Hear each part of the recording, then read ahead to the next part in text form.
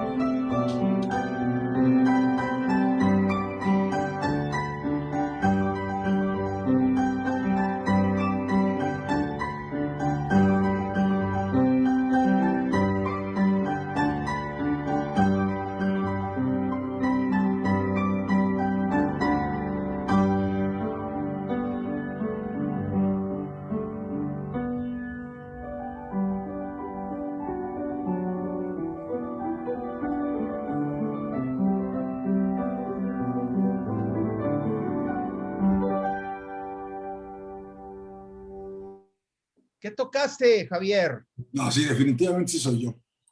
Fíjate que, bueno, esto fue un palomazo, y ahí está Jorge Rodríguez, a quien le mando un abrazo, ahí está presente.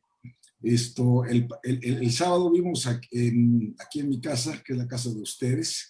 Gracias. Vimos el fútbol, vimos el Barcelona, pero y pues después de comimos muy rico ahí, en parejas, en fin, pues me echó un palomazo. Pues esta es una composición que hice, mira, creo que fue algo así como en 1985, más o menos. Okay. Es mi composición número 10, no tiene nombre, no tiene nada y no tiene chiste. O sea, es decir, es una cosa muy sencilla, es algo pues muy mío, muy íntimo, y simplemente me dieron ganas de tocar el piano en ese momento, insisto, un simple palomazo, y Jorge tenía su cámara porque es un gran fotógrafo, y sin yo darme cuenta, pues me estaba grabando, y pues decidí subirla a las redes. Y bueno, Humberto Treviño, que también es un gran melómano, que ahí está con nosotros y a quien saludo con muchísimo cariño, mi colega. Ambos fuimos subsecretarios de comunicaciones ahí en la SCP. Pues la subí a redes y la verdad es que, pues, para sorpresa, pues ha gustado mucho, ¿no? Lo cual también me alegra saber que la gente no solamente está clavada ahorita en los temas de la pandemia, de la economía, de la violencia, de la política, de Félix Salgado Macedonio y esas porquerías, sino que también está involucrada en estas expresiones artísticas y manifestaciones humanas que me parece que nos deben distinguir, ¿no? Y que nunca debemos abandonar, porque es lo que nos da, pues vida y movimiento, ¿no? Y bueno, pues es eso, simplemente una de mis composiciones que son, siempre lo he dicho, muy sencillas, pero pues con mucho sentimiento. Pues qué bien. Entonces, con tu venia y con la venia de nuestros invitados, le voy a pedir a Raúl Monter que dé la presentación oficial de este evento y para entrar inmediatamente en materia. Adelante, Raúl. Muchas gracias. Es un honor, Javier, tenerte aquí en un programa más de Detona. Me imagino que estás enterado. Somos un sitio de noticias que ha crecido en forma exponencial en los últimos meses. Y este tipo de programas han sido muy exitosos debido a la calidad de nuestros invitados y también de la audiencia. Entonces, una vez después de este rollo, déjame hacer algunos comentarios. Javier, es imperdible decir que pues has tenido una carrera política sumamente interesante, atractiva, dinámica y polémica también. Entonces, ¿qué tal si empiezas a platicarnos cómo empezó tu carrera política, en dónde y cuándo? Mira, no sé si política, pero yo estudiaba a la vez en la Escuela Libre de Derecho, aquí en la Ciudad de México, y en el Conservatorio Nacional de Música, la carrera de pianista. Y bueno, pues llegó un momento en que, digo, además a mí ya mi propia maestra de piano me había dicho que no me hiciera muchas ilusiones porque de pianista me iba a morir de hambre, entonces que mejor sí me clavara más en el derecho y menos en la música, cosa que hice. Y llegó un momento en que, bueno, pues ya dejé el conservatorio, seguí tomando clases de piano particular, pero me fui como pasante al Banco de México. Y la verdad es que Banco de México, el Banco Central, me parece una de las principales escuelas para el servicio público en este país. Ahí conocí gente que hoy por hoy siguen siendo mis mentores, grandes amigos, gente valiosísima, ¿no? En el sector financiero de este país. Y bueno, pero insisto, era yo meramente pasante. Pero bueno, fíjate, en esa época estaba como pasante también y éramos compañeros en el mismo piso, en la misma área. Por ejemplo, el hoy gobernador Juan Manuel Carreras de San Luis Potosí, ahí estaba. Javier Arrigunaga, presidente de Aeroméxico y que fue también presidente de Citi, ahí estaba, ¿no? Es decir, personas muy, pues, que de pronto crecieron muchísimo. Y bueno, Enrique de la Madrid también ahí estaba. Entonces, sí fue una buena camada y aprendimos a trabajar. No había la tecnología que hay ahora. Luego, cuando termino la carrera, un amigo mío, más bien amigo de mi hermano, poblano, en fin, Rafael Ojeda, trabajaba en Grupo Alfa y me invita a trabajar al Grupo Alfa, ya recibido yo como abogado, y me invita como gerente jurídico de la petroquímica. E incluso me voy a vivir a Monterrey, ahí en Carrizalejo, ahí estaba yo en Alfa, en fin. Y un buen día llega Carlos Ruiz Sacristán, quien durante muchos años fue mi jefe. Me lo pone en suerte de otro amigo, vamos ahí a uno de estos hoteles del centro de Monterrey a platicar, a tomar un café. Y me dice, oye, quiero que estaba iniciando el sexenio del presidente Salinas, ¿no? Y me dice, oye, me acaban de nombrar director general de crédito público, subsecretario Guillermo Ortiz, secretario Pedro Aspe, y pues me han dicho que eres un abogado que te gusta el servicio público, en fin, pues ¿por qué no te vienes conmigo? Y le dije, pues muy bien, pues como cuáles van a ser las condiciones, ¿me vas a pagar más de lo que gano? ¿Cuánto ganas tanto? No, yo creo que no. Oye, bueno, ¿voy a tener coche? No, yo creo que no. ¿Seguro de gastos médicos? No, tampoco. Bueno, ¿me disparan la mudanza? Pues no, tampoco. Digo, ok, acepto. No, cosas de locos, ¿no? Entonces, cuando yo llego... Eso sí fue irreverente, ¿eh? Esa fue irreverente, porque además, cuando yo llego con todos mis cuates, estaba Armando, bueno, hoy Armando Carlos Asada es el gran presidente del Grupo Alfa, pero entonces tenía él en uno de los sectores de la petroquímica, él estaba al frente de Celter, de los colchones y tal, estaba Pancho Garza Egloff y Juan Luis, ¿cómo se llama? Alcalde. Oye, Javier, JJ Valdés estaba en Petroquímica. JJ Valdés, bueno, JJ Valdés era la cabeza de Petroquímica. JJ Valdés era la cabeza de Petroquímica. Nicho Garza Medina también andaba por ahí. Él era pues uno de los más picudos. Estaba todavía el ingeniero Páez como presidente. Rafael, que en paz descanse. Polo Marroquín como director jurídico. Abogado. Gran abogado, gran abogado, Polo Marroquín. Bueno, con nosotros todos ellos y la verdad es que me trataron de maravilla. Bueno, pues ya nos estudiamos. Total que, pues todavía hablamos que si me iban a aumentar el sueldo. Le dije, mira, ya de veras ya no es un tema de sueldo, es un tema de vocación. Sí tengo interés en entrar al sector público, está empezando un sexenio, tengo ganas de experimentar esto. Y la verdad es que, mira, lo bonito, lo que siempre le he presumido, pues no presumido, pero le he dicho a mis hijos, a mis amigos, es que yo sí puedo decir que arranqué desde ser pasante en el Banco Central hasta llegar a ser secretario de Estado. No me brinqué un solo escalón.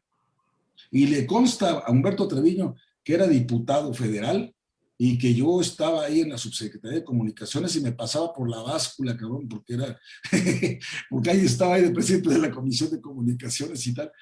Y la verdad es que nos tocó el proceso de apertura en el sector de las telecomunicaciones. Cuando se privatiza Telmex, se hace el nuevo título de concesión. Bueno, el primer título de concesión se privatiza, viene la ley de telecomunicaciones y la apertura.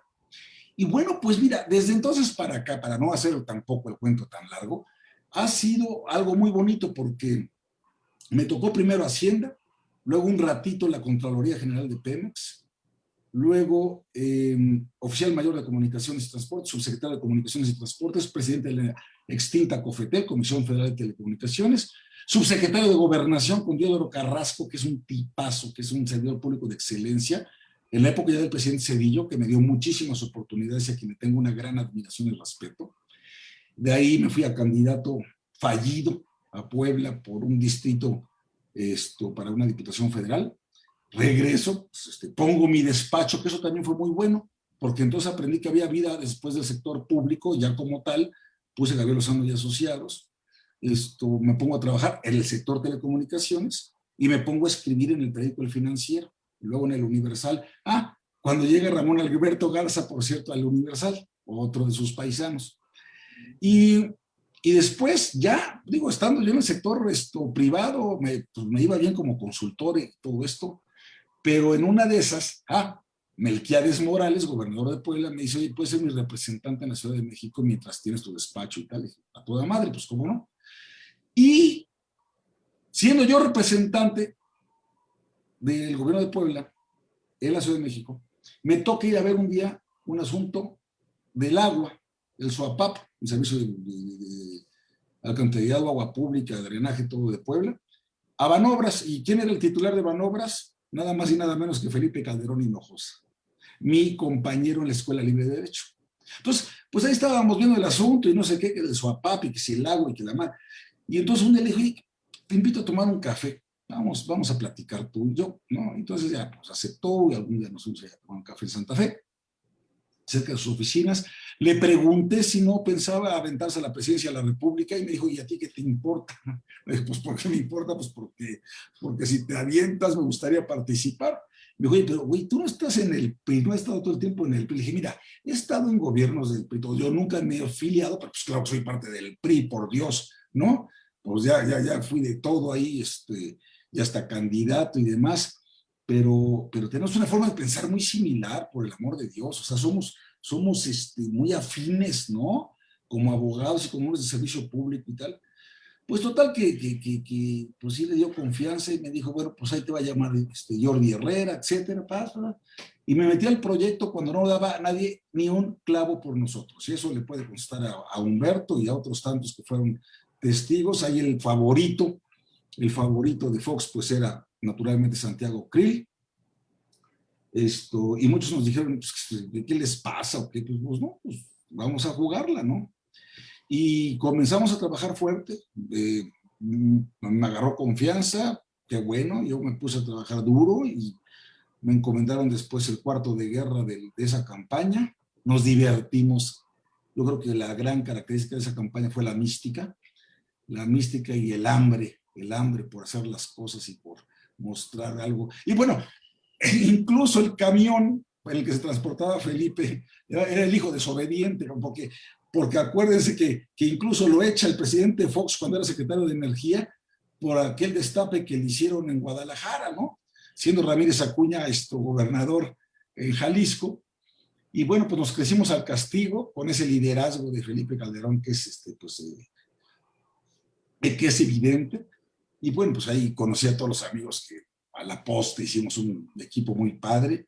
Y bueno, pues la historia, a pesar de que López Obrador se le llene el hocico siempre diciendo que le robaron la elección, como siempre, dice todo que va a demostrar la corrupción y no sé qué, y no pone una sola prueba sobre la mesa, ¿no? Entonces, igualito en el 2006, ¿ganamos por poquito? Sí, bueno, ganamos, me huele a manada. Ganó Felipe Calderón por poquito, pero ganó, ya la buena.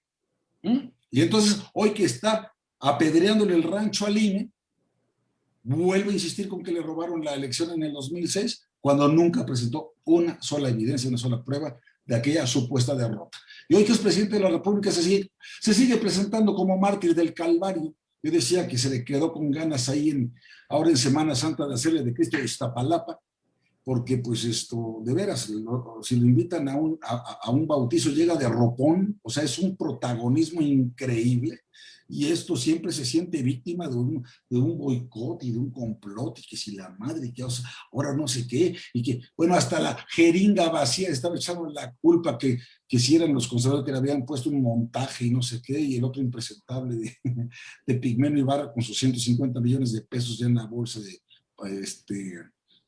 Bancomext, pues diciendo que era una onda de la silla. En fin, el hecho es de que, bueno, después termino como secretario de Trabajo, que fue una experiencia extraordinaria, con un liderazgo, con un presidente que además de hablar de corridito, sí sabía verdaderamente de lo que se trataba la administración pública federal, y con un gran equipo de trabajo, y me tocaron un par de cosas muy bonitas que me las llevaré toda mi vida como un gran recuerdo, como fue la extinción de Luz y Fuerza del Centro, o revivir Cananea después de las maldades de que hoy es senador de la República por invitación de López Obrador, Napoleón Gómez Urrutia, recién condenado a pagar 55 millones de dólares a los trabajadores del dinero de Cananea, claro, del dinero que se robó del fideicomiso.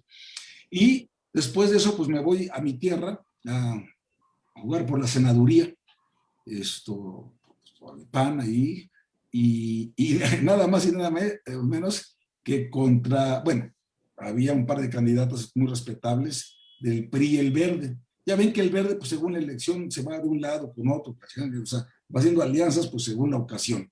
Pero bueno, el hecho es de que también estaba en la contienda Manuel Bartlett, que había sido gobernador de Puebla, y que me lo chingo por 30,000 votos. No podía del coraje de haber quedado en tercer lugar Manuel Bartlett, pero como iba en el lugar número 1 de la plurinominal del Partido del Trabajo, entró como senador, pero no como senador por Puebla, como senador por el Partido del Trabajo. Y el hoy gobernador, Miguel Barbosa, tampoco entró como senador por Puebla, entró como senador por el PRD en la lista, pero ahí no era senador por el estado de Puebla.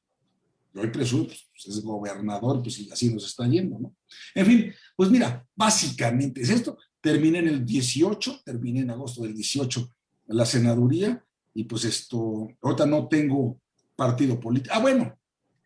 Perdón, en el 18 le ayudé a José Antonio Meade, que fue mi compañero de gabinete, a quien respeto muchísimo. Se te estaba olvidando, Javier. Sí, no, y con mucho orgullo. José Antonio Meade, pues fuimos compañeros secretarios con el presidente Calderón, él de Energía y de Hacienda, yo del Trabajo. Conozco a su papá Dionisio hace muchísimos años, y la verdad es que es un tipo al que respeto mucho como servidor público y como ser humano. Yo estaba convencido de que era la mejor opción, y pues mira, mano, pues ya, la gente ya había tomado su decisión hacía mucho tiempo. No vale la pena quizás hacer una reflexión, todos sabemos qué fue lo que ocurrió. Y bueno, pues cuando pasa todo esto, pues yo me vuelvo a dedicar, vuelvo a abrir mi despacho, aquel que les platicaba del año 2000, Javier Lozano y Asociados, pues sigue siendo, pues ese es mi despacho, a eso me dedico ahora, pero como, pues la verdad es que sí soy muy ladilla y me encanta estar pues en la cosa pública, pues sigo en redes sociales, en medios de comunicación, pues en plataformas y pláticas como esta. Llevo 20 años dando clases en la Libre Derecho de manera ininterrumpida de teoría del derecho en primer año.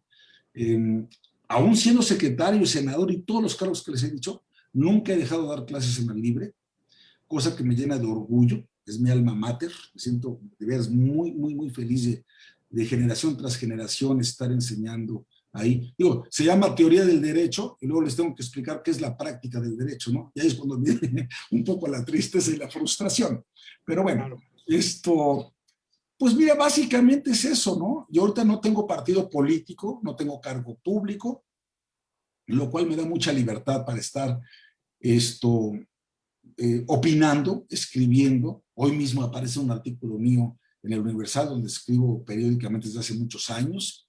Y entonces la verdad es que me siento muy, muy bien, muy cómodo, tratando de generar conciencia en la sociedad y pues ojalá que las cosas cambien para bien con la participación de todos nosotros. Y sí les quiero agradecer y felicitar, cosa por la que debí de haber iniciado Plácido y Raúl, por este proyecto de Detona, que además me hace el favor siempre de subir mis materiales a su plataforma. Se los aprecio mucho. Bueno, y con don Gustavo de la Garza, todo un personaje, ¿no? Que conocí precisamente con Marcatel, creo que era lo que tenía Marcatel. Un personaje, ¿no? Me acuerdo que me invitó hasta la boda de su hija, en su momento ahí en Monterrey. Y pues gracias por la invitación, tanto para estar presente con ustedes en la plataforma, como en esta charla. Y además, quiero que sepan, pues no sé qué tan irreverente es este asunto, pero sí quiero que sepan que estoy totalmente abierto y dispuesto a cualquier pregunta, comentario que quieran ustedes formular. Bien, pues va la primera, estimado Javier. Mira, ahora que subiste el palomazo que te aventaste al piano, como dije al principio, yo no sabía que lo había subido cuando te hice la iniciativa de, oye, Javier, pues sí me gustaría que dentro del Zoom te fueras y dieras una vueltecita por el piano, porque yo sé que tocas el piano y tal, pero yo leí una gran cantidad de agresiones directas en contra tuya, en donde los que menos decían era de que en Almoloya no había piano y de que la UIF ya te trae. ¿Te acuerdas de aquella entrevista que te aventaste con un reportero al que, ya ni me acuerdo ni cómo se llama, pero que de alguna manera no dejó de estarte cocoreando y sí sabes a qué me refiero, ¿verdad? Sí, esa pseudo entrevista que tuvo por el estilo.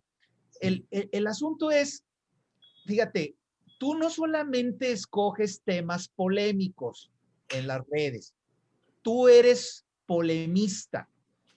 ¿Cómo lidias tú después de haber estado en el PAN, después de haber estado en el PRI, después de haber trabajado en la empresa privada, que tengo una pregunta que hacerte sobre Alfa más adelante, pero ¿cómo le haces tú para lidiar con una animadversión tan marcada en donde las agresiones, nosotros somos analistas de ese tipo de fenómenos y notamos que van increciendo, Javier? O sea, ¿cómo le haces tú? ¿Cómo te sientes? Ahorita dices que te la pasas a toda madre, pero ¿cuál es tu perspectiva de ese tipo de situaciones que se están dando en los medios relacionados a ti directamente, Javier?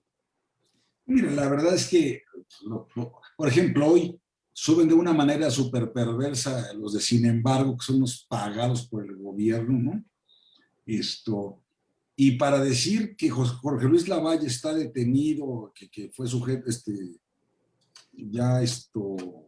sujeto a proceso por el tema de Lozoya y tal, y pone una foto conmigo, ¿no? Y creen que con eso me intimidan. Y mi respuesta en Twitter fue, lejos de apenarme o intimidarme, avergonzarme, esa foto lo único que demuestra es el gran cariño que le tengo a Jorge Luis Lavalle. ¿Mm? Y ustedes lo que tendrían que estar haciendo es preguntarse por qué la infamia de tenerlo detenido. Y preguntar dónde chingados está Lozoya. porque no merece esta prisión preventiva Jorge Luis Lavalle.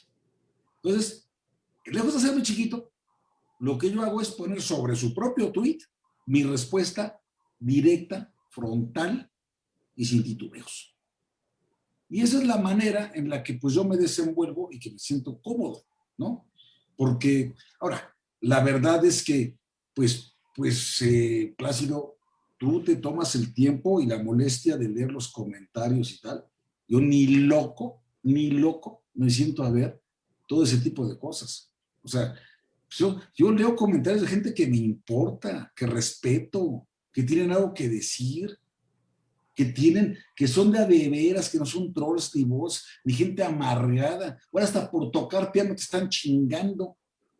O sea, ya es el colmo. Pero no es otra cosa más que el reflejo de lo que siembra todos los días el dictador desde Palacio Nacional, desde ese odio, esa división, esa polarización entre los mexicanos. Lo que él llama conservadores y neoliberales se quedó en el siglo XIX y el más conservador de todos es él, ¿no? Patético, pero lo que ha sembrado es precisamente todo esto.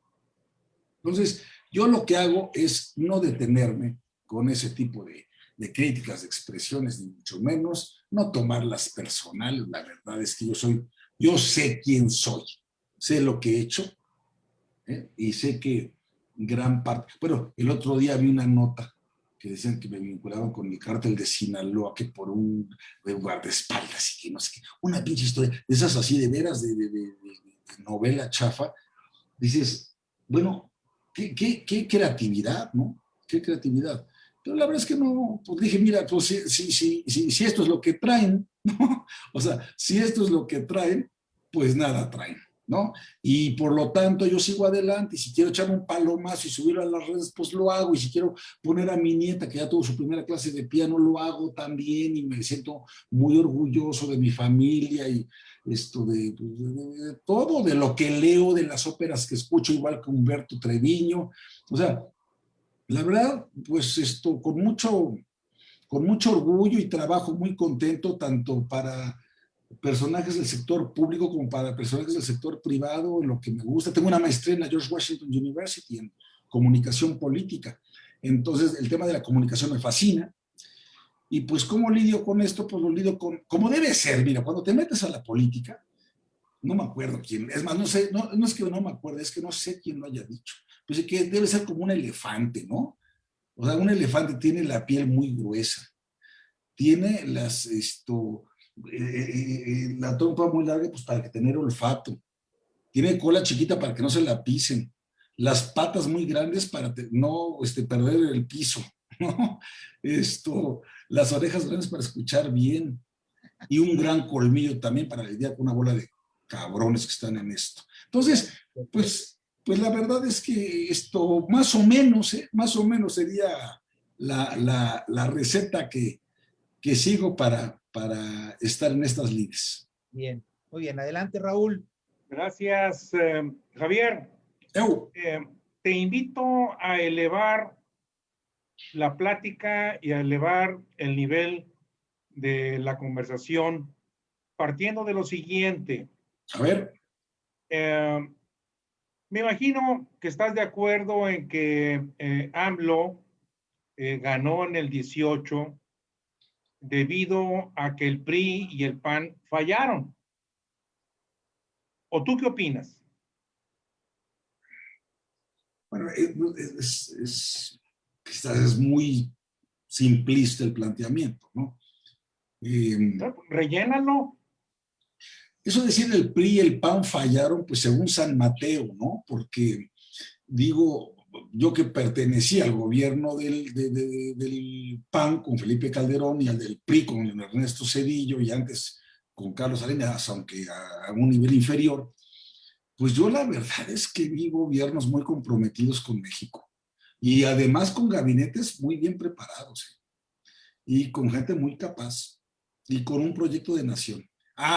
¿Con errores? Sí. ¿Con personajes más inteligentes y otros más tontos? Sí. Pero sí veías gobierno y planeación, trabajo de gabinete, inversiones físicas, un gasto público responsable. Y algo que a mí me parece que es bien relevante, man.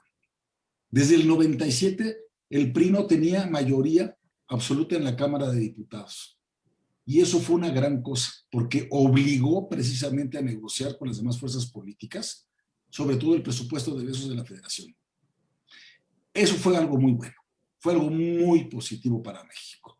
Y fue cuando también ganó aquí en la Ciudad de México la alternancia con Cuauhtémoc Cárdenas, ¿no?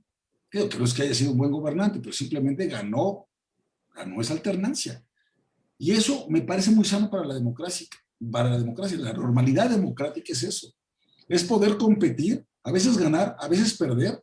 Y si perdiste, volver a competir y a lo mejor, bueno, ahora te toca ganar, ¿no? Y precisamente por eso tener instituciones, leyes fuertes que permitan ese arbitraje para que todos podamos ejercer pues, nuestros derechos como ciudadanos de la República del artículo 35 constitucional.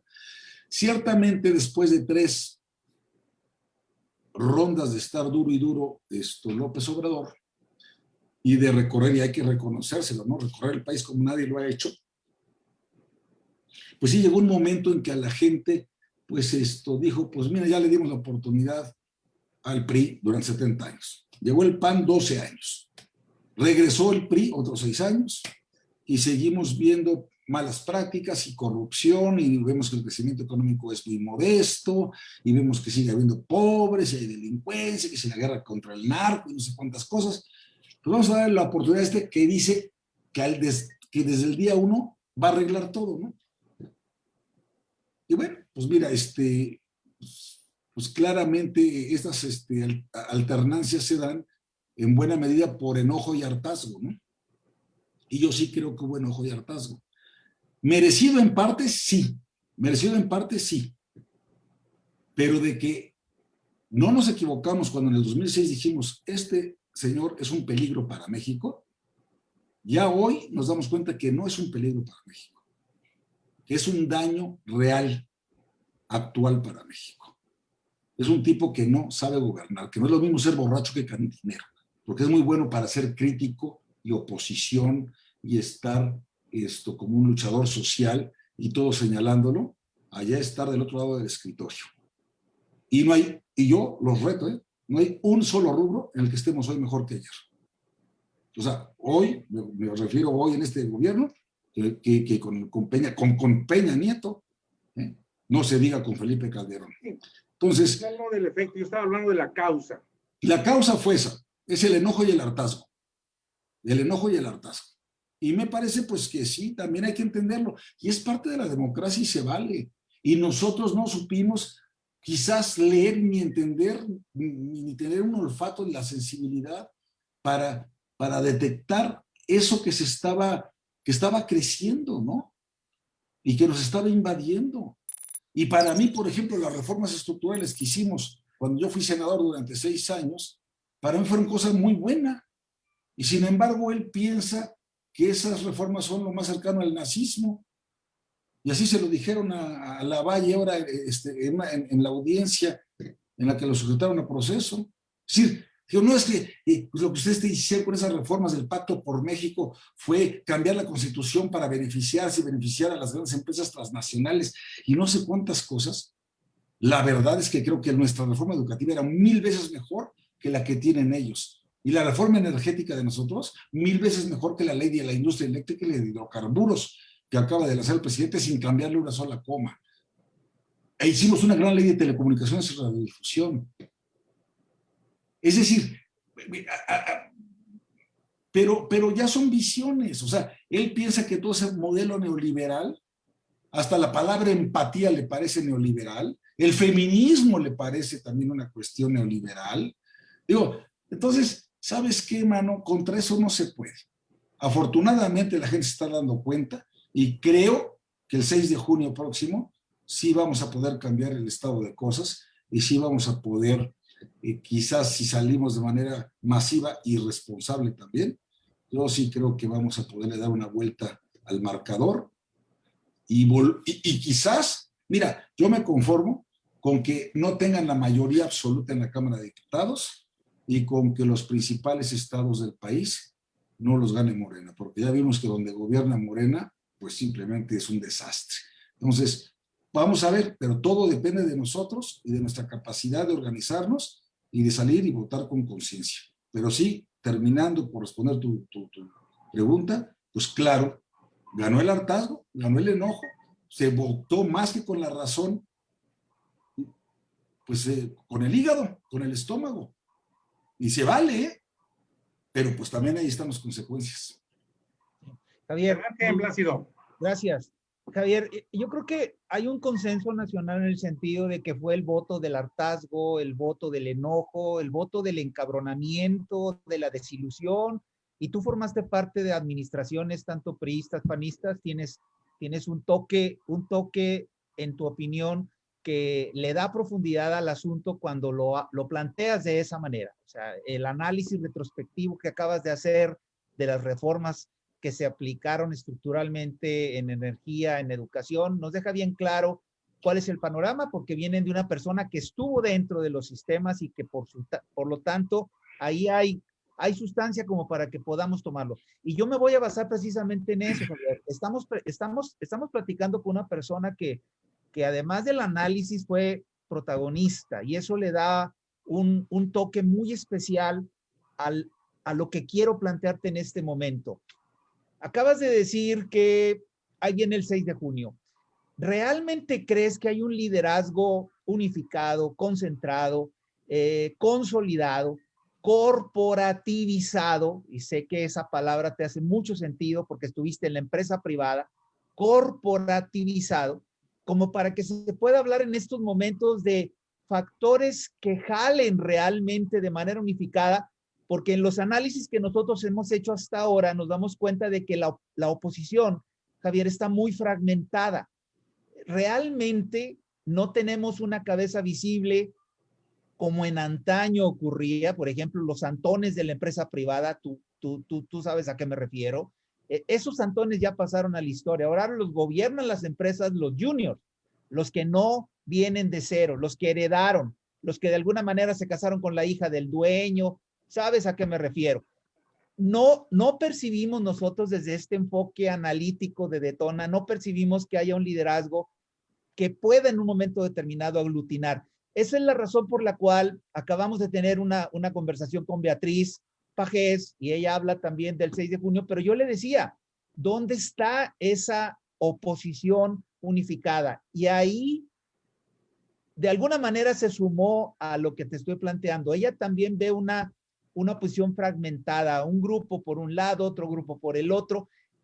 ¿En qué te basas para decir que el 6 de junio puede llegar a ser precisamente ese parteaguas? Y tú hiciste muy bien una diferenciación. Una cosa es la mayoría en el Congreso y otra cosa son las gubernaturas, 15. A mí me gustaría preguntarte, pero que hicieras en esa respuesta un toque con las dos administraciones partidistas de las cuales formaste parte, como para que puedas decir que el 6 de junio puede ser el factor determinante para que las cosas cambien. Javier. Mira, bueno, comencemos por los partidos políticos. Bueno, comencemos por decir que esta no es una elección presidencial, entonces todavía no necesitamos a un líder que contienda por la presidencia, ¿no? Un líder único, digamos. Entonces, es una elección intermedia y además donde vamos a elegir solamente Cámara de Diputados Federal, porque el Senado se queda en sus términos 3 años más, o sea, ese no se mueve. Por cierto, qué bueno, porque ahí no tienen mayoría calificada en Morena, y eso es una muy buena noticia para efectos de reformas constitucionales y nombramientos de ministros, etcétera. Bueno, eso por un lado. Por otro lado, la lógica de estas elecciones es mucho más de carácter local que federal, ¿sí? Es decir, aquí lo que vamos a tener que ver y voltear a ver son los liderazgos en cada localidad, en cada estado, en cada municipio, en cada alcaldía, en los congresos locales, en los distritos, ¿no? Y ahí se habla otro idioma. Y ahí sí son otro tipo de simpatías, acercamientos y tal. Entonces yo ahí confío, porque una cosa es Andrés Manuel López Obrador, otra cosa es Morena, y otra cosa son los candidatos de Morena y la gente de Morena. Y si tienen alguna duda, pues vean el comportamiento ahorita de Mario Delgado y de Félix Salgado Macedonio, ¿no? O sea, nada más para que vean de qué estamos hablando.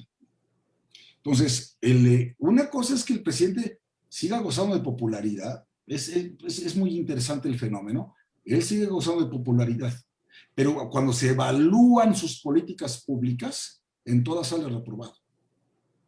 Entonces, la persona puede ser popular, puede seguir generando esperanza, la gente todavía no le quite ese voto de confianza. Bueno, y además, tampoco nos vayamos con la finta, ¿eh? A estas alturas, Calderón tenía mayor nivel de aceptación que Andrés Manuel López Obrador. Entonces tampoco es un fenómeno, ¿eh? ¡Ay, qué barbaridad! No, tampoco. Tanto Fox como Calderón, y no se diga Salinas de Gortari, tenían un mayor nivel de aceptación. Otra cosa es Morena. La marca Morena está muy desgastada. Porque, a ver, díganme ustedes, por el amor de Dios, cómo gobierna Cuitláhuac García Veracruz, Miguel Barbosa en Puebla, Cuauhtémoc Blanco en Morelos. Oye, el impresentable de Bonilla en Baja California, que ya hicieron ahí su laboratorio para ver si podían hacer una chingadera de hacer una reelección disfrazada ahí, ¿no? Que afortunadamente no prosperó gracias a la Corte. Entonces, yo cuando veo a los candidatos de Morena a nivel local, a nivel cancha, pienso que los candidatos que tienen PRI, PAN, PRD, Movimiento Ciudadano, son mucho mejores, ¿eh? Mucho mejores. O sea, pero ¿cuál es el problema? Los partidos políticos, las dirigencias de los partidos políticos. Porque una cosa que hayan hecho su Va por México a partir del Sí por México, nada más les dieron a tole con el dedo en Sí por México, no jalaron ningún liderazgo verdaderamente relevante de Sí por México para esta alianza Va por México, echaron un montón PRI, PAN, PRD, y yo les pregunto, ¿qué está planteando PRI, PAN, PRD? ¿Han escuchado los spots del PRI con la voz de Alito? Dice, fíjate, oiga, que dé un paso adelante el que haya muerto por COVID. No mames, o sea, ¿cómo que dé un paso adelante el que haya muerto por COVID? De ese tamaño de descuido y desaseo. Y si tú ves las listas de los plurinominales de PRI, PAN y PRD, es un reciclaje de basura. Y si ves la mezquindad con la que actuaron, yo espero, por ejemplo, que Nuevo León si ya no se pusieron de acuerdo formalmente, por lo menos de facto, entre Adrián y Larrazábal, pues el que vaya adelante, mano, jala al otro y pues ganamos. Y Clara Luz ya quedó como una mentirosa, ya hay que explotar eso, ¿ves? Y yo sí creo que el Borrego Gándara es 1000 veces mejor que el inepto de Durazo en Sonora. Y sí creo que Mau Cuy es muchísimo mejor en Querétaro que cualquiera que le pongan enfrente. Y sí creo que Octavio Pedrosa, que fue mi colega senador y que fue mi delegado de la Secretaría del Trabajo en San Luis Potosí, puede ser gobernador de San Luis Potosí.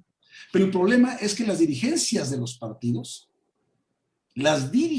partidos siguen conservando y cuidando su rancho, sus plurinominales, sus cabildos, sus posiciones, las prerrogativas, los nombramientos, el apapacho con el gobierno. Eso es lo que a mí me preocupa. Fíjate, a ver, ¿cuál es el ideario programático de esta alianza de los tres partidos? Porque sí cuesta mucho trabajo decir que si antes nos estábamos peleando entre los tres, ahora estamos juntos, como que ¿qué los unió, eh? Nada más el ánimo de fregarse a Morena, eso no alcanza. Tiene que haber una propuesta, ¿no? Tiene que haber una propuesta. Y ahí es donde yo siento que está fallando la oposición. Pero también les digo otra cosa. Somos 90 millones de mexicanos en el padrón electoral, en la lista de electores.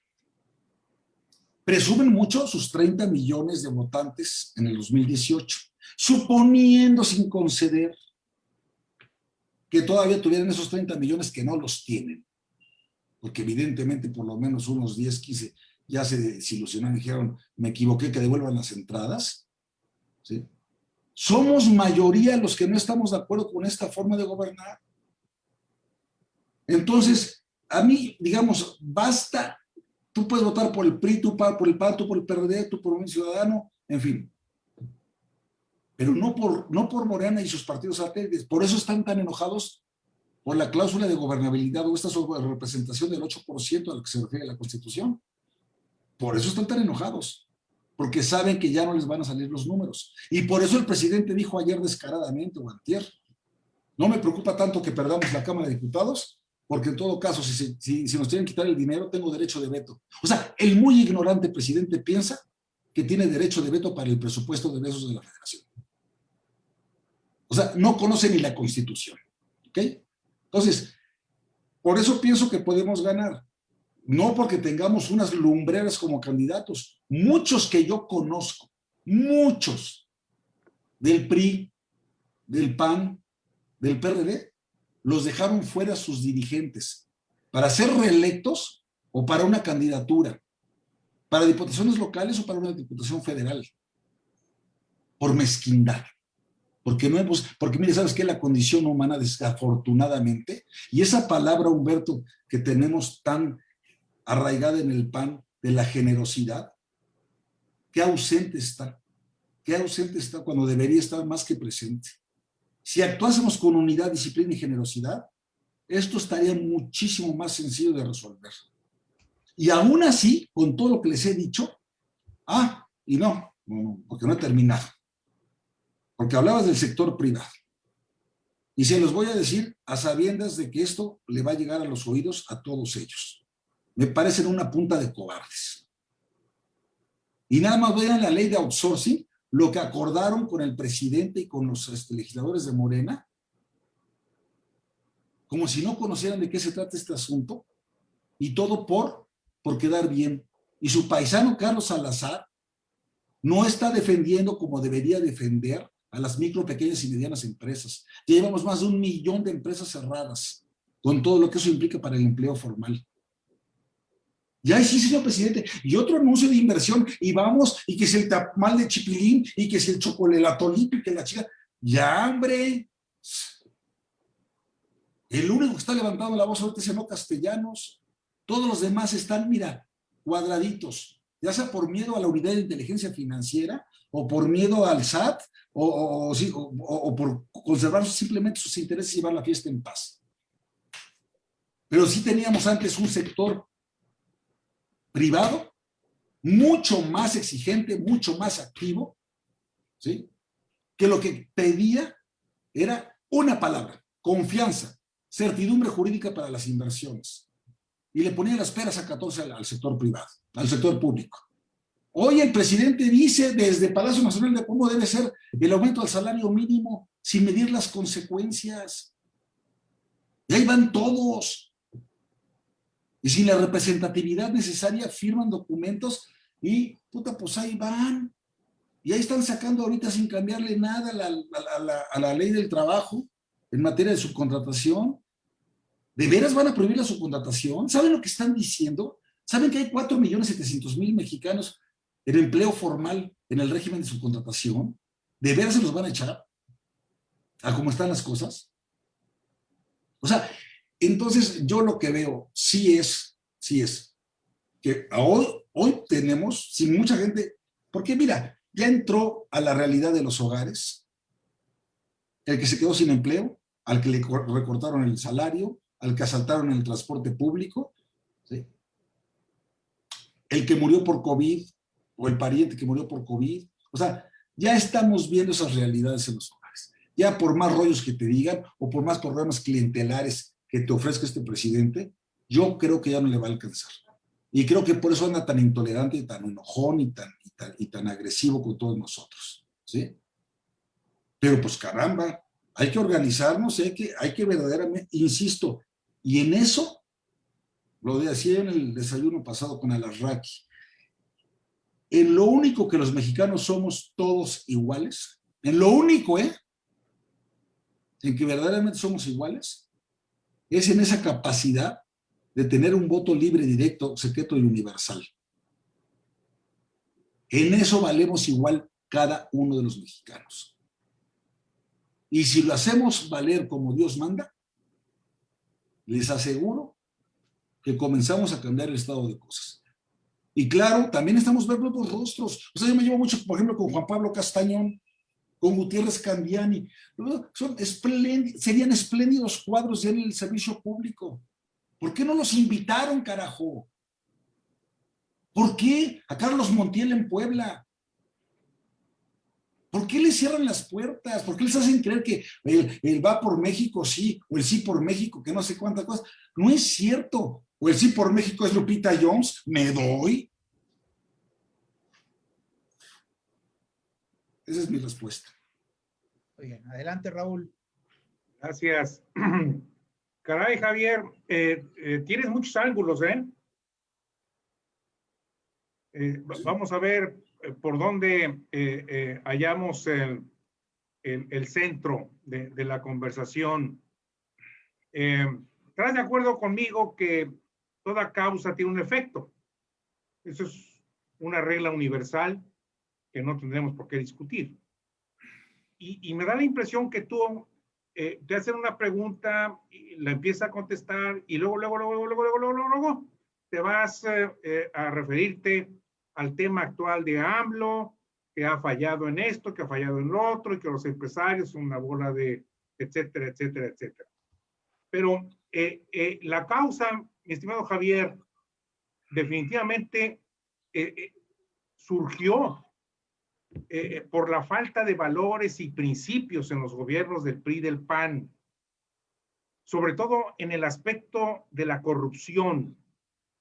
Y no podemos negar que México progresó y había políticas públicas muy claramente bien fundamentadas, organizadas, gente con una capacidad administrativa en la función pública impresionante. Pero la gran cantidad de pobres ahí está todavía. Y seguía creciendo y sigue creciendo, con AMLO y sin AMLO. Eso no es cierto. Bueno, mi pregunta concreta es esta, estimado Javier. Y olvidémonos un poquito de AMLO, porque a mí me gustaría enfocarnos en lo que sucedió en el pasado para ver qué regijos tenemos que hacer para renovar, reconstituir el sistema político mexicano. ¿Estás tú de acuerdo en que está caduco, que está totalmente rebasado, o crees que todavía puede funcionar con AMLO y sin AMLO? Bueno, mira, en primer lugar, sí te quiero decir que no es cierto que estábamos igual en la pobreza antes que ahora, ¿eh? Hoy tenemos 13 millones de pobres más que cuando cerró Peña Nieto su sexenio. ¿Ok? Entonces, no es cierto. Y vamos aumentando, y mira, ahí están las cifras del Coneval. No me hagas caso a mí, asómate a ver Coneval, y sobre todo ve lo que se llamaba pobreza extrema, que ya cambiamos los indicadores, ahora ya son 7 grandes indicadores que te miden el éxito de las políticas públicas de combate a la pobreza. ¿Sí? Pero yo sí creo que poco a poco se estaba construyendo otro tipo de país, sobre todo un andamiaje institucional, que eso es bien importante, donde pues estaba fortaleciendo la división de poderes, los órganos constitucionales autónomos, que eran auténticos contrapesos del poder ejecutivo, una mayor libertad de expresión y de derecho a la información, una reforma en el 2011 que permitió un cambio sustancial en la Constitución en materia de derechos humanos fundamentales, una interpretación conforme que pues privilegia los convenios internacionales de los que México forma parte junto con la Constitución, para que con una progresividad muy señalada se vaya dando mayor protección a los derechos humanos fundamentales, un principio de igualdad, de no discriminación, el artículo 1 y tal. Yo sí pienso que habíamos avanzado mucho. ¿Que había corrupción? Sí. Y te tengo malas noticias, y seguirá habiendo corrupción, porque también es parte de la condición humana. Y el que me diga que con López Obrador, aunque me digas, no, tú no hables de López Obrador, perdóname, yo sí voy a hablar del presente, porque el único que no quiere hablar de su presente es él. Él habla del pasado para culparlo de todo, y habla de esperanzas de futuro, pero no de su presente. Y el presente hoy es más corrupto que el de ayer. Y te voy a dar nada más un dato.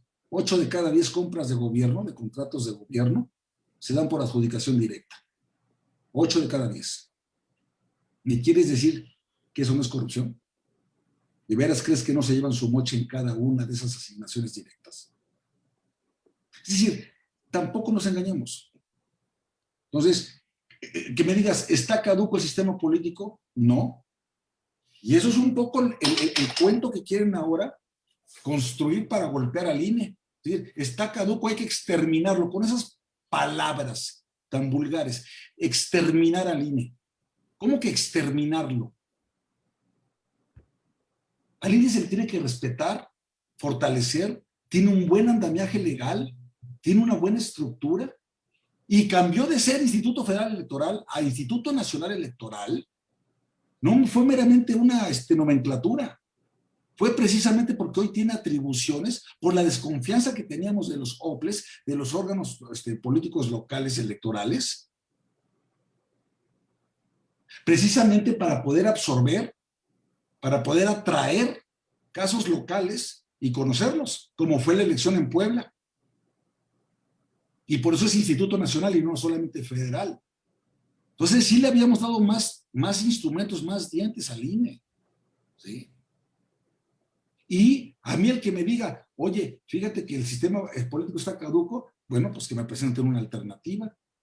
Yo acabo de leer 2 libros muy buenos, uno de How Democracy Died, de 2 profesores de Harvard, buenísimo, y otro que se llama Twilight of Democracy de Ann Applebaum. Y ambos van en el mismo sentido. La ruta del populismo de derecha y de izquierda. ¿Sí? Y eso es un fracaso.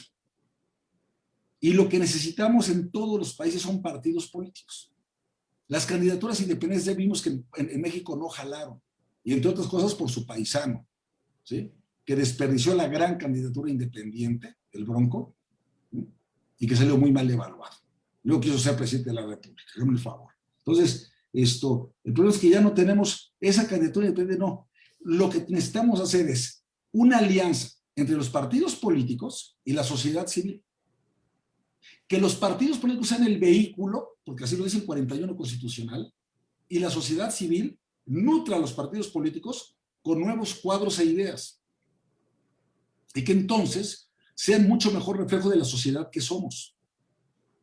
Porque yo no me resigno a tener el tipo de legisladores que tenemos. Porque a mí que no me vean que todos somos iguales. No es cierto. No todos tenemos la misma preparación, ni la misma vocación de servicio, ni los mismos valores éticos. No, señor. Entonces, si logramos esa conjunción entre partidos políticos y sociedad civil, con un buen ideario, con una buena propuesta, con algo que verdaderamente le diga a la gente, ¿sí? Mira, la máxima de Gómez Morín, tanta libertad como sea posible, como tanto Estado como sea necesario, si lográsemos ese balance, créeme que seríamos otra sociedad. Pero hoy te quieren limitar y te quieren regular todo. Hoy desde la presidencia te quieren dar una guía moral, te quieren dictar los valores éticos. Eso no puede ser. Necesitamos apostar por las libertades, por la propiedad privada, por la competencia económica, por la familia, por los derechos humanos, por el Estado de Derecho, por el principio de legalidad, por la autonomía de la voluntad. Por eso tendríamos que estar luchando. Y para quienes no tienen lo suficiente, sí subsidios para darles un piso mínimo de bienestar. Mira, no está tan difícil. Lo que pasa es que a veces la ambición política y personal puede más que todas estas ideas. Yo soy de los que piensa que sí nos está llevando, esto es una ruta de populismo y de dictadura, pero que sí tenemos instrumentos jurídicos y democráticos. Por eso es tan importante. No sé que tan bien o mal les pueda caer Lorenzo Córdoba y Ciro Murayama y los demás 9 consejeros generales del INE. Pero más allá de cómo nos caigan en lo personal, hay que defenderlos. Porque los tumban a ellos y vete a saber qué sigue. Yo sí creo que tenemos que defender nuestras instituciones, nuestras leyes, nuestra democracia, nuestras libertades y nuestros derechos humanos fundamentales. Bien. Javier, en la línea de lo que acabas de plantear, citaste a Gómez Morín en uno de los postulados que sostienen las estructuras básicas del PAN antes, hoy y creo que mañana, porque no tiene tiempo lo que ese señor planteó.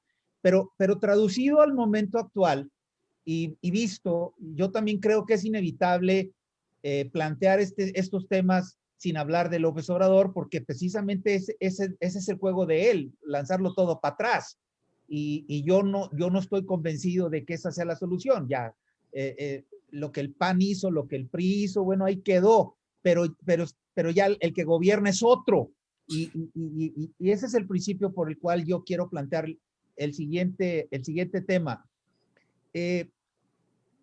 Había una ruta que se estaba siguiendo con todos los errores que tú mencionas y yo lo veo como una autocrítica, Javier, porque formaste parte de esos sistemas. Entonces, pero había una ruta crítica de alguna manera que desde mi muy particular punto de vista iba enfocada a quitarle cada vez más peso a la federación y dárselo a los estados, y que los estados, quitarles ese peso a los estados y dárselo a los municipios, y los municipios quitárselos y dárselo al ciudadano. Esa era la ruta que yo veía establecida. Mal que bien se fue dando de alguna manera, pero se quedó trunca de alguna manera porque el modelo independiente falló como marca. Lamentablemente falló como marca. Y las razones tú las acabas de dar, nosotros las vivimos con toda su crudeza en Nuevo León.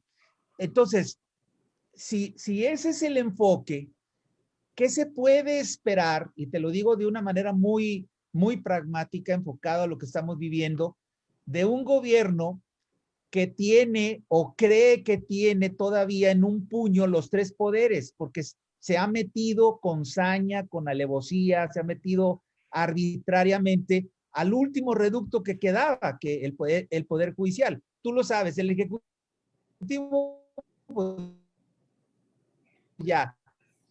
El legislativo, pues mal que bien, han intentado y algunos lo han logrado. Y es cierto, el Senado, felizmente, ahí no tiene la mayoría que debería de tener y eso nos salva, por lo pronto.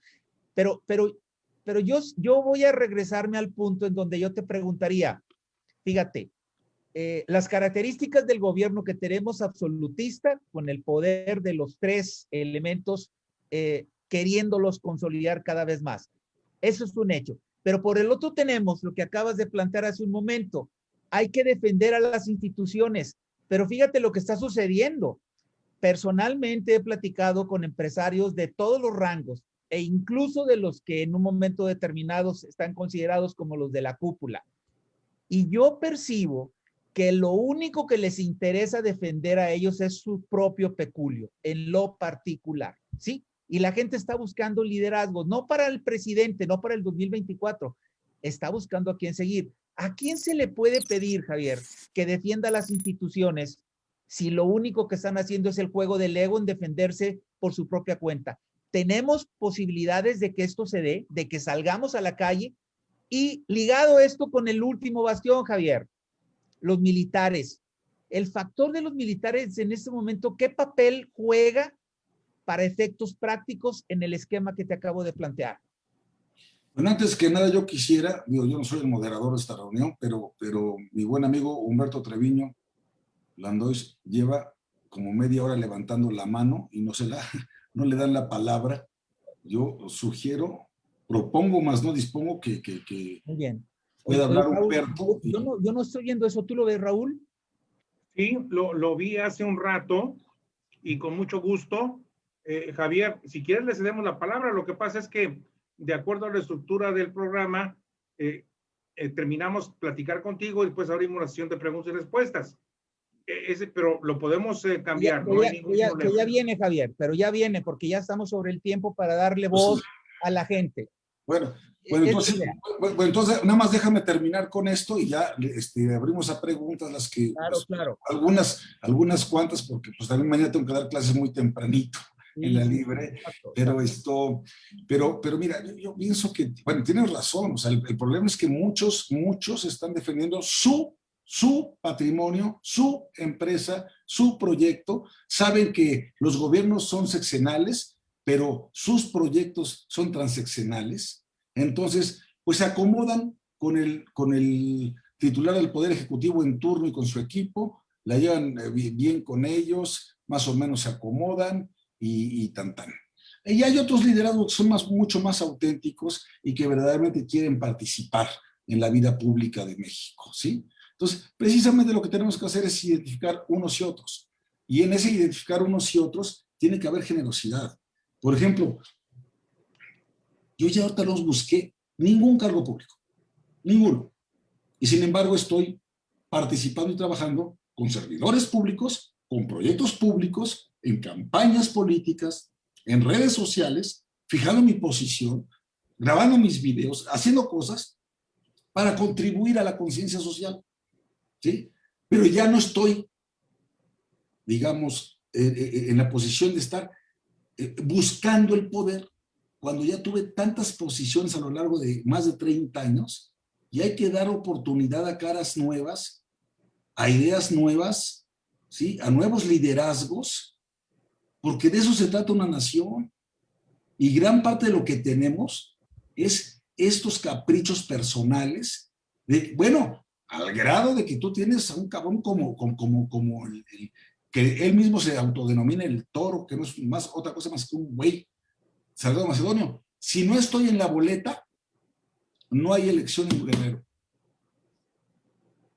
Es decir, esa sola lectura, y si no, y Celino no me da la razón, nos vamos a meter a casa de Lorenzo Córdoba. Eso es lo que no podemos permitir. Eso es precisamente lo que no podemos permitir. Hay mínimos de no y mínimos de sí. Y es precisamente por donde la ruta que tenemos que seguir. Pero ¿cuál tiene que, o sea, tiene que haber ese mínimo? Decir, oye, mínimo libertad, mínimo respeto a la vida, mínimo respeto a la propiedad privada, a los derechos humanos, a mi familia, a la tuya, a la seguridad pública, oye, a un medio ambiente amigable con el desarrollo económico. ¿Cómo nos vamos a acostumbrar que digan, vámonos otra vez por el combustible, por el carbón, y vamos a relegar las energías renovables y limpias? Y decimos, no hay bronca. Es decir, sí creo que hay una agenda.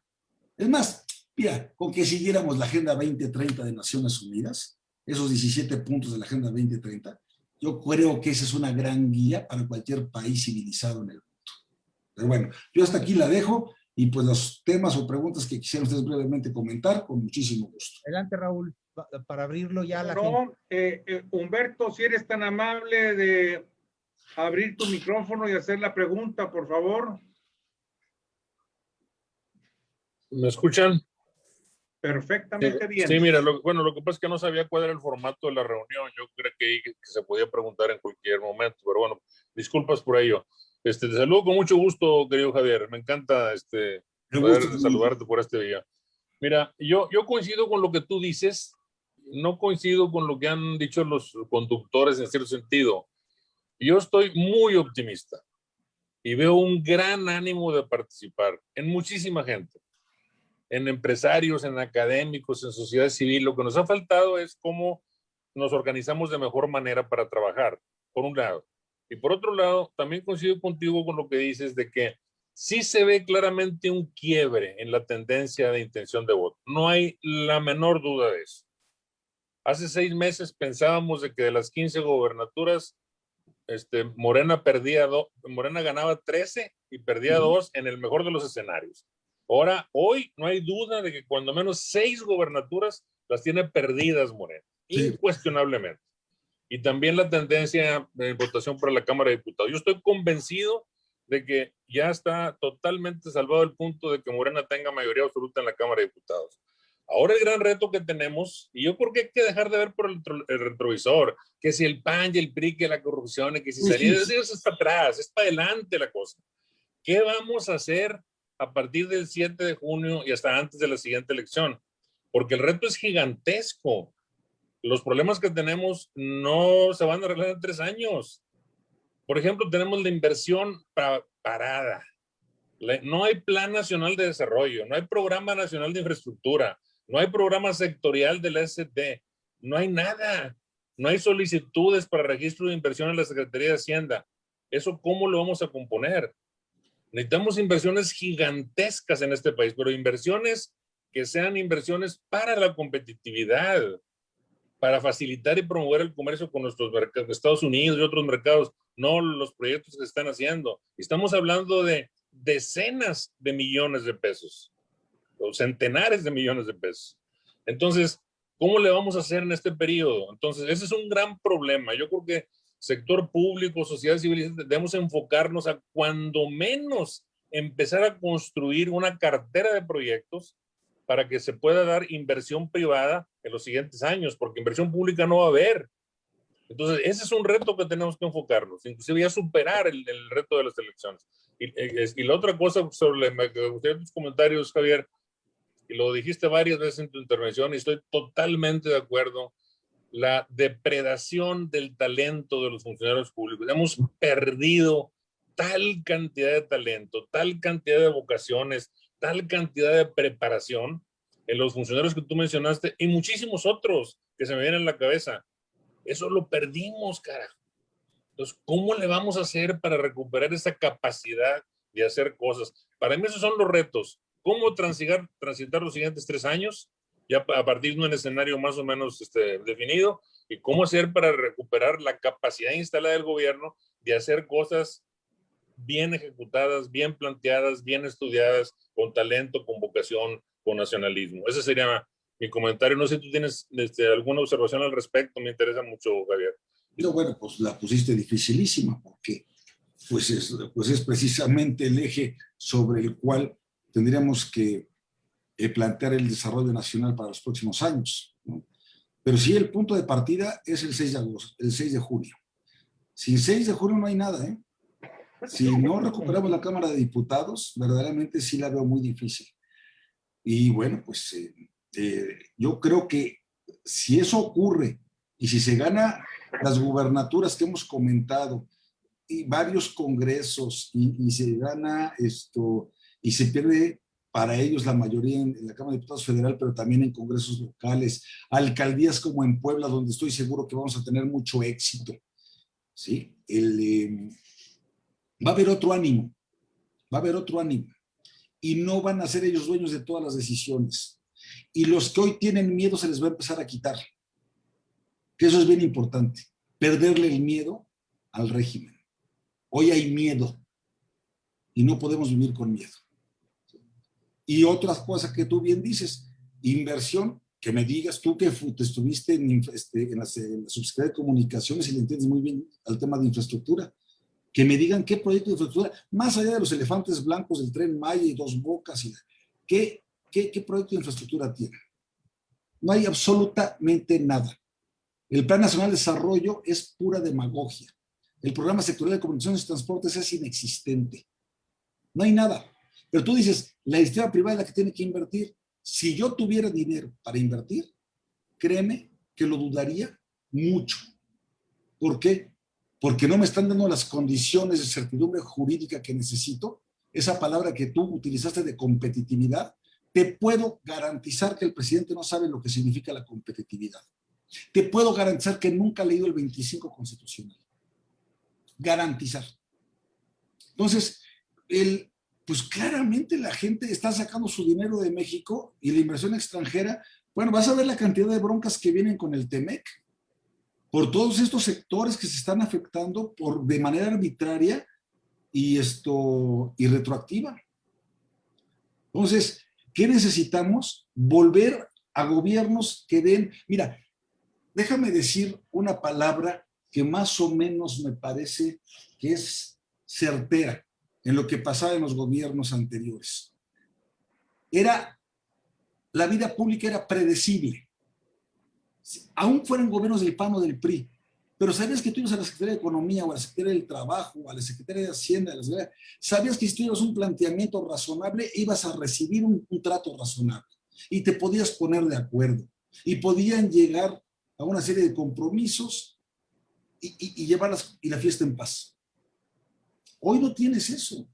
Hoy te cambian las reglas por capricho.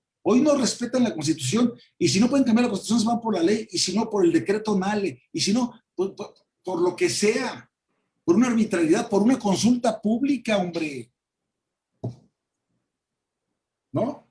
Y por eso se echan abajo un aeropuerto como el que hicieron en Texcoco, con una consulta absolutamente irregular.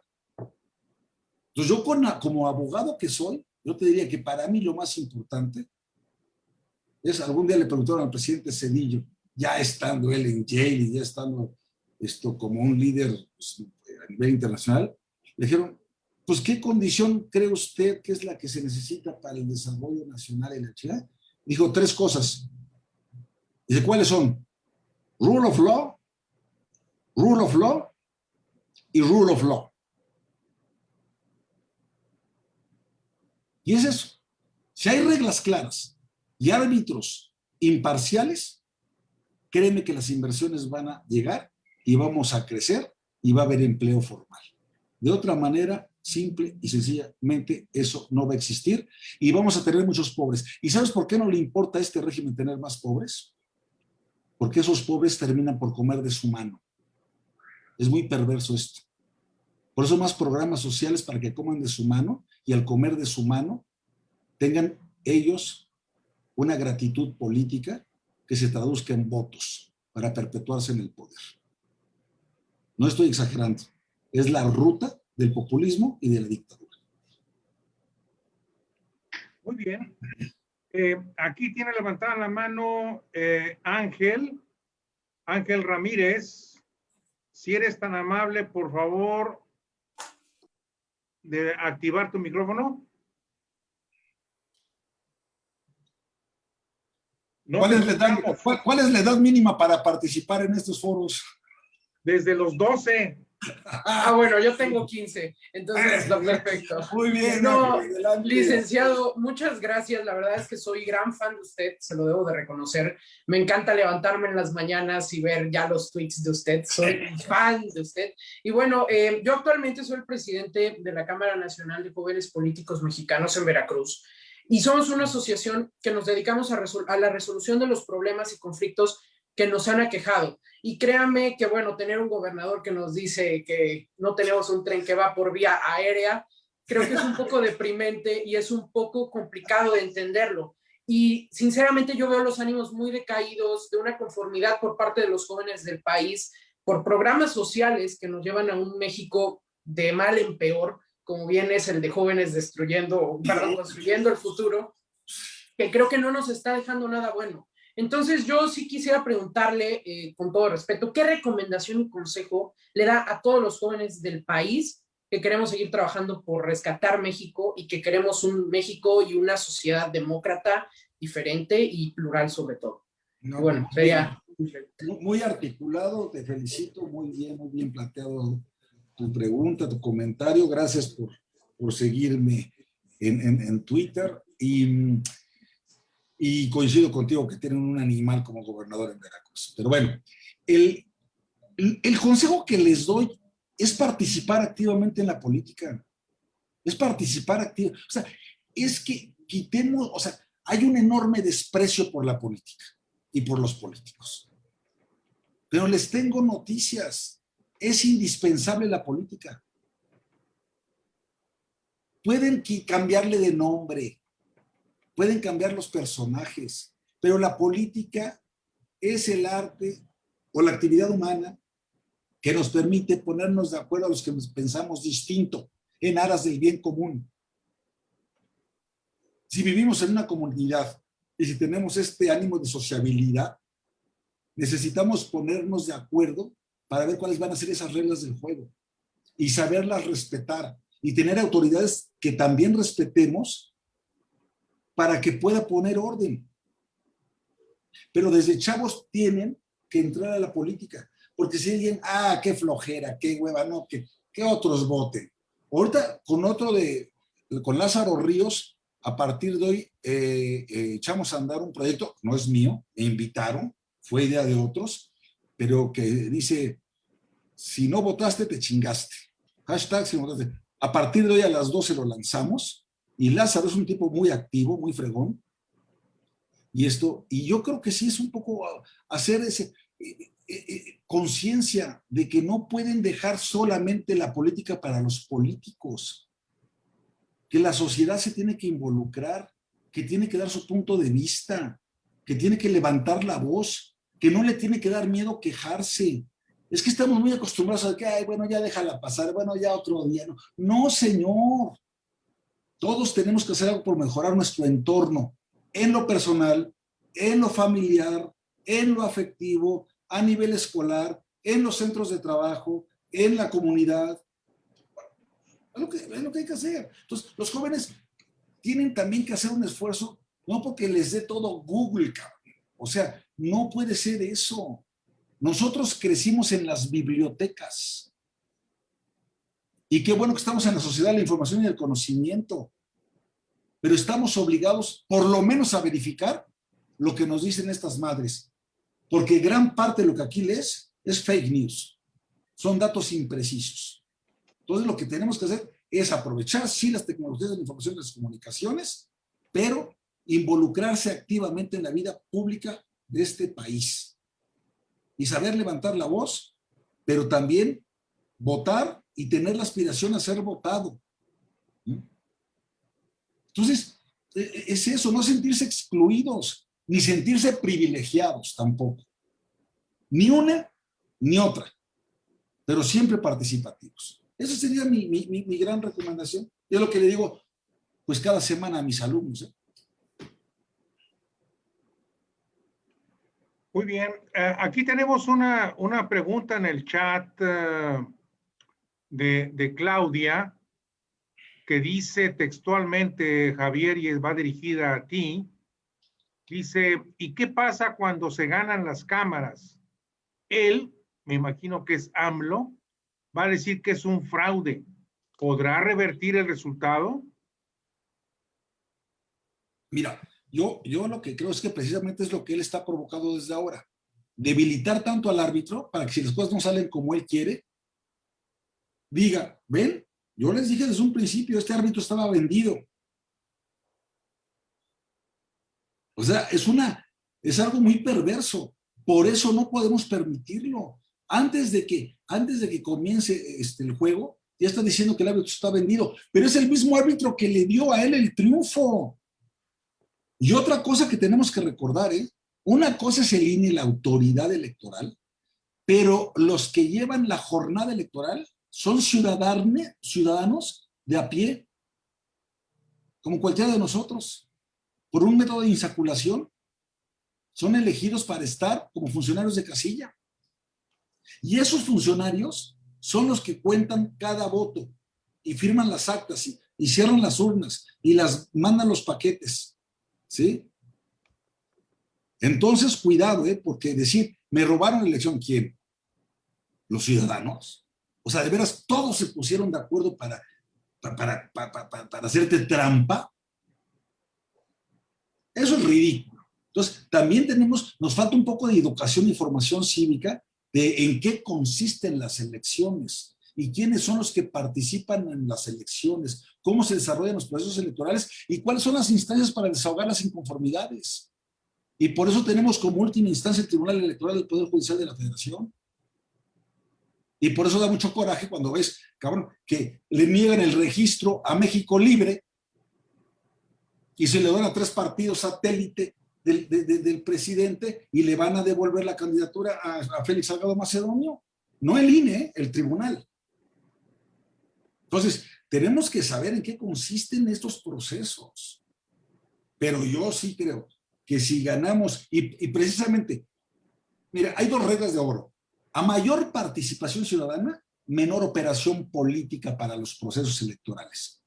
Es decir, la compra de votos, el acarreo, el ratón loco, la operación tamal y todas esas cosas, pesan menos entre mayor número de ciudadanos libres salgamos a votar. Punto número 1. Punto número 2, entre más grande sea el margen de la victoria, menos cuestionable puede ser la derrota.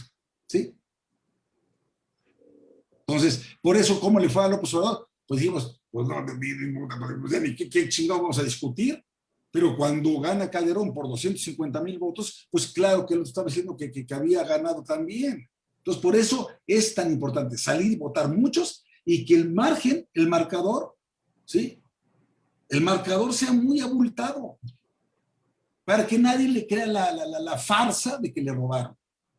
Y una vez teniendo mayoría, o más bien, una vez perdiendo ellos la mayoría en la Cámara de Diputados, ahora sí los obligamos a sentarse a hacer política. Y ahora sí, por mayoría, se toman las decisiones. Y ya verán entonces cómo cambia el rumbo de las cosas. Muy bien, Javier. Le cedemos la palabra a Carlos Gómez. Estimado Carlos, por favor, activa tu micrófono. Muchísimas gracias, mi querido Raúl. Coincido totalmente con Humberto en el sentido de que veo mucho mayor participación de los ciudadanos y que en este momento está sucediendo realmente lo que viene dentro del Código Napoleónico y de lo que es el concepto de los enciclopedistas de el poder es de los ciudadanos. Y bueno, tú como abogado y colega, sabes bien que un mandato es una representación y el que manda, el presidente, supuestamente así lo cree, él recibe el mandato y es el mandatario y manda al pueblo, cuando el pueblo es el que manda finalmente. Es el mandante. Exacto, así es. Entonces, estoy viendo una gran evolución en todo esto a través de los medios digitales. Hay mucha participación ciudadana y mucha conexión, y este tipo de eventos son los que han estado moviendo a esa participación. Mi pregunta, y ese es un comentario para lo siguiente. Yo veo que sí podemos ganar la Cámara de Diputados, pero tenemos una Cámara de Senadores, una Cámara de origen o revisora que hay una mayoría y que ahí puede ser un gran freno. Entonces, ¿de qué manera, y tú como ex senador conoces muy bien, yo como ex cabildero conozco muy bien, de qué manera podemos lograr, en caso de que se gane por mayoría o tengamos una mayoría en Cámara de Diputados, no sea una piedra en el camino la Cámara de Senadores? Pues mira, hay, digamos, un aspecto positivo y uno negativo. El aspecto positivo es que si tenemos la mayoría entre todos los otros en Cámara de Diputados, forzamos a Morena y al presidente, por lo menos en el tema del presupuesto, la Comisión de Vigilancia y la cuenta pública y todos esos temas, los obligamos a sentarse a la mesa y a ponernos de acuerdo. Ahora bien, suponiendo que tenemos una buena propuesta, pasa por la Cámara de Origen, la Cámara de Diputados, ¿se atora en la Cámara de Senadores? Bueno, pues se atoró. Pero también te lo voy a poner al revés.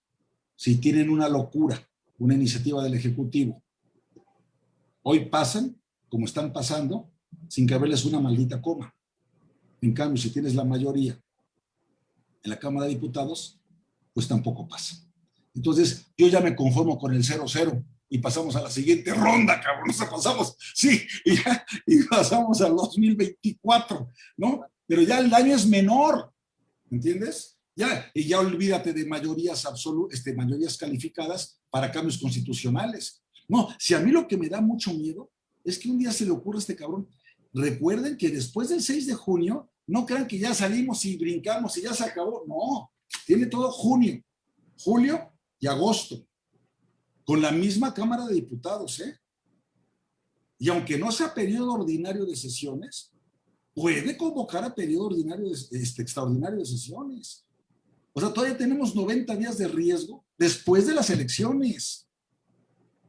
Ojo de chícharo con eso, ¿eh? No lo pierdan de vista. Pero bueno, por lo menos ya, digamos, yo sí creo que podríamos rescatar una buena parte para que ya pare la sangría, por así llamarle. Y con eso, créeme que me doy por satisfecho, con que ya no hagan más daño. Me voy a permitir, Javier, leerte la última pregunta. Es de Andrés Aguilar, creo que se apellida, Andrés Aguilera. Dice textualmente, el gran problema de este país es que la gran parte de los ciudadanos no saben votar. Por eso ganó Morena el carro completo y por eso es nuestra situación actual. ¿Qué opinas? Pues mira, pues esa es la historia de toda la vida, ¿no? O sea, ¿cómo votas? Primero, no, o sea, nos hemos acostumbrado, decimos, oye, hubo 60% de participación, oye, muy alta, que la chica, tendría que ser del 100%. Una lectura cuidadosa del artículo 36 constitucional nos hace ver que es que así como es un derecho votar, es una obligación votar. Y el 38, teóricamente, te quita tus prerrogativas como ciudadano mexicano durante un año si no cumples con tus obligaciones como ciudadano. Y votar es una de ellas. Lo que pasa es que no hay una ley reglamentaria que pues, nos establezca el procedimiento para perder esos derechos. Pero sí tendría que ser una obligación, así como pagar impuestos, tendría que ser una obligación el votar. Ahora, ya. Vamos a suponer que ahorita tengamos un 65% de votación. Bueno, no, estoy exagerando porque no es presidencial. Si acaso 60%. Es alta, es buena. ¿Sí? El problema es, ¿por qué votas y con qué votas? ¿Por la persona?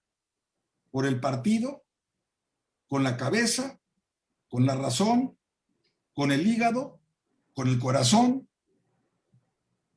¿No? De pronto ves unos spots infames y dices, a ver, hijo de... ¿Crees que porque sale una vieja ahí bailando? No sé si la han visto, creo que es ahí, también ahí de por Monterrey, creo, ¿no? Y todo el spot se va que está bailando en la calle.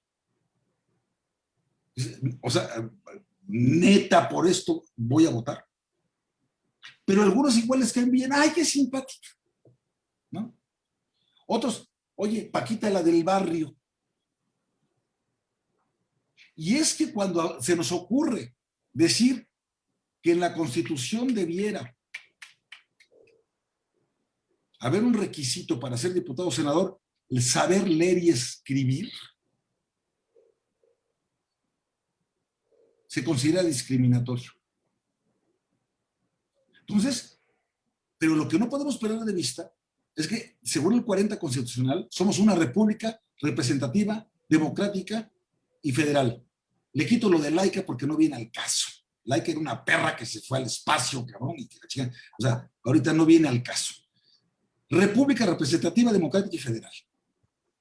Si nos van a representar 500 diputados y 128 senadores, por el amor de Dios, hace un momento que decía Carlos, bueno, decir, el primer mandatario, tú le preguntas a la gente por qué le dicen primer mandatario, porque es el más chingón, porque es el que manda más. No, güey, es el primer mandatario el que tiene la encomienda más grande por parte del mandante, que es el pueblo.